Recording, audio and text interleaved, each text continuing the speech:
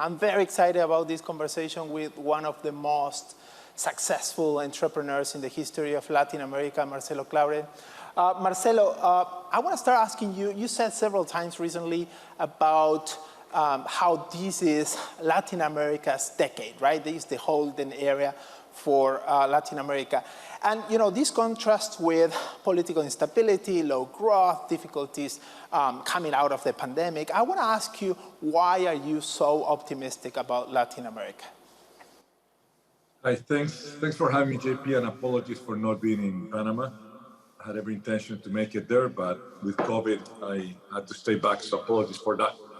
I'm a huge believer in Latin America because we've seen what we've been able to do these last 3 years. And these last 3 years have been remarkable for myself as we started deploying capital into Latin American entrepreneurs, and we were able to get, even in these difficult times, we've been able to get amazing returns for SoftBank as we launched a Latin American fund. And I think these last few years were tough in Latin America due to the fact that I think we went into the financial crisis a little bit earlier, right? I mean, and now you're seeing Brazil, I would say, emerge, faster than the rest of the world from the crisis because they went ahead and they raised interest rates ahead of the rest, and you're starting to have a more solid, I would say, solid economy and solid currency. So I think we're going to be okay as it relates to that. But what really excites me about Latin America is, and maybe I shouldn't be excited because, we're huge believers in globalization of the economy. But I think everything that's going on from a geopolitical perspective, it is basically forcing a lot of the manufacturers to rethink their efficiency, global strategy to manufacture, and start looking at Latin America as a potential great place for manufacturing.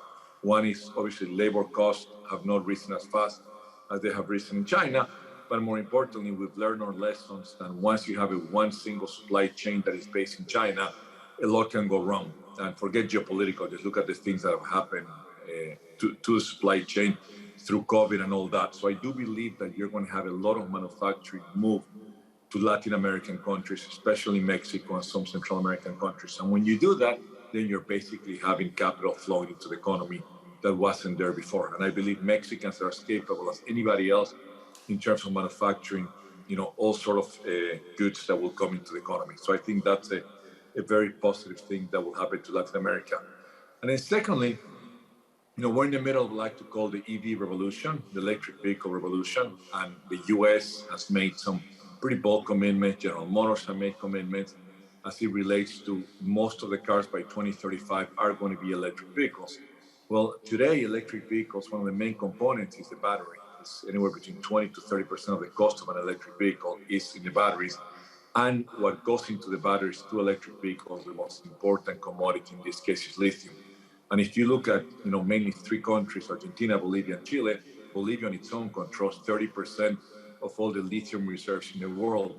So you're going to see countries that potentially, haven't performed so well economically like Bolivia and Argentina, who just by having the right, commodity, have an incredible potential in the future. And I'm saying Bolivia just because I'm Bolivian, but Mexico will be a good producer of lithium, and the rest of the countries have additional copper, they have other parts that are important. So when you look at commodities that are going to be incredibly important, again, what's happening in Ukraine didn't help, the world, but, price of commodity will be at an all-time high. And this, to me, is going to last for a while.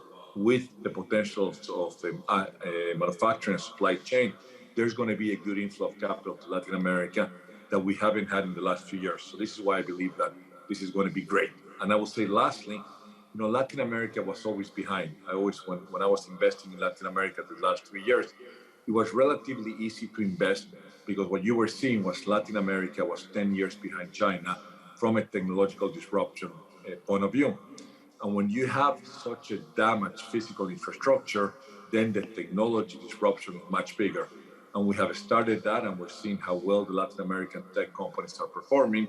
Forget valuations for a second in terms of how they're growing and how they're changing the way people live. That I think, is going to be incredibly positive, and we're going to continue to see, the rise of an entrepreneurial community that was pretty much dead. So I look at all those things, and, I like what I see from a Latin American perspective. Marcelo, let me ask you about the recent sell-off in the market with the Fed tightening. We see tech companies' valuations falling 50, 60, 70%. What you make of it, and where you see opportunities, what industries you like? So one is, you cannot judge investment that have been made in the last 2 years. You got to judge on what has happened to valuation of this technology company in the last 10, 12 years, and they still remain the best investments that have been made. So you cannot just look, oh my God, look what happened this last year and how much things have dropped. I mean, we've been living in a market in which technology companies have been driving most of the valuation rise of all the stock market. So we cannot just say what has happened now. Yes, there's an adjustment. I think we've been operating with as close as free money as you can. And therefore, when there's free money, there's a lot of money that flows into venture-backed companies who basically are utilizing this capital to grow. And I think, things are going to be tighter now. I think entrepreneurs are going to be forced to drive profitability faster, to focus more on profitable growth. But to me, this is just a phase, this is a cycle. I mean, nothing is going to change. We're living today. I always tell people that the next 5 to 10 years are going to be the most exciting years that human mankind has ever experienced.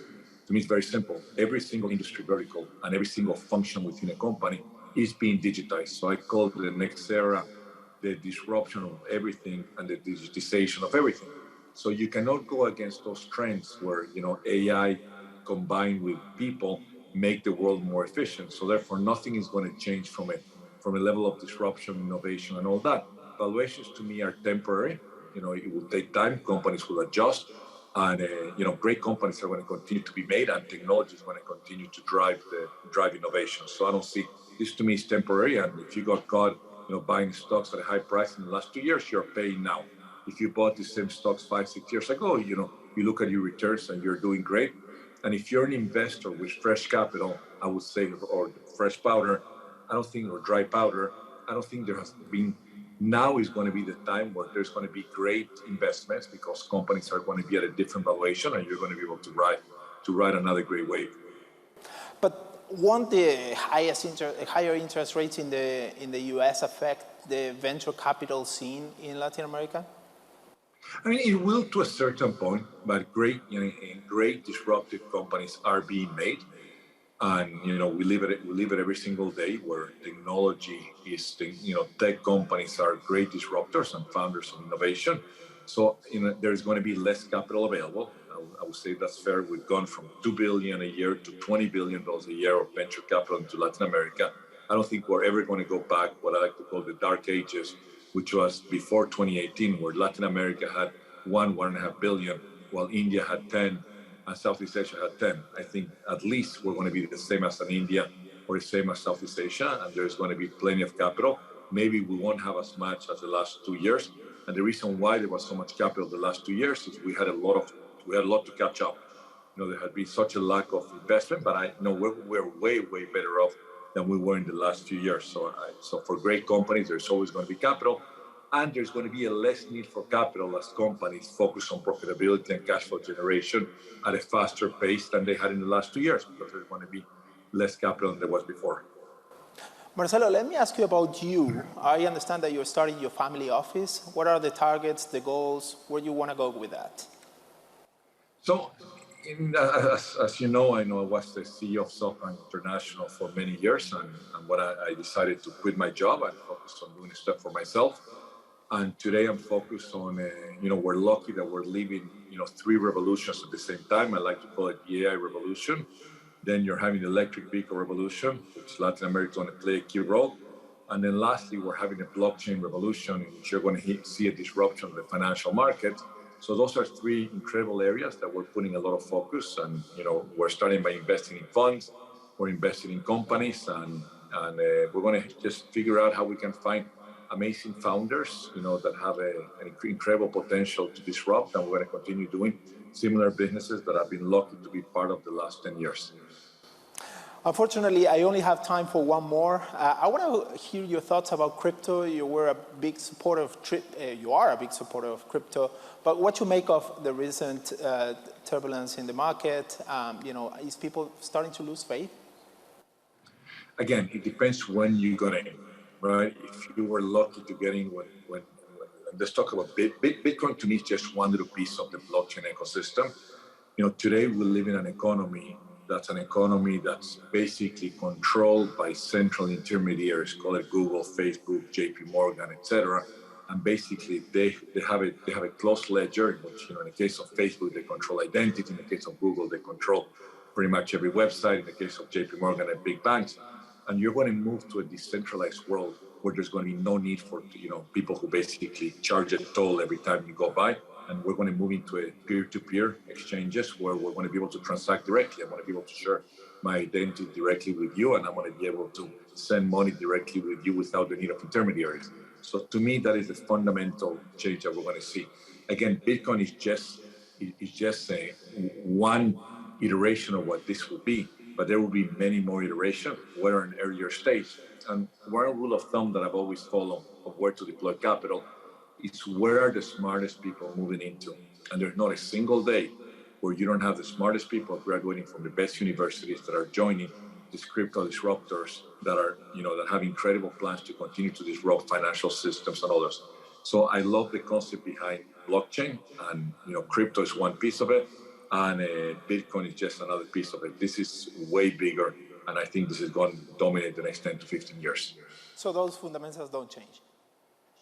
Absolutely not. I mean, anytime you can disrupt, so if I can send money directly to you without the need to have an intermediary, which technology allows you to do it, then that in the long run is going to win. Of course, there's going to be incumbents that are going to fight, they're going to try to protect their territory, but that's the law of life. I mean, I look at, hey, nobody believed in Uber day one. Today, there's not a single city that you don't go and Uber is the transportation that we use, and the same thing is going to happen with crypto, and the same thing is going to happen with electric vehicles, and the same thing is going to happen with AI-driven companies. If you decide to play the long run. Great. Marcelo, thanks so much for this conversation. Hope you recover soon.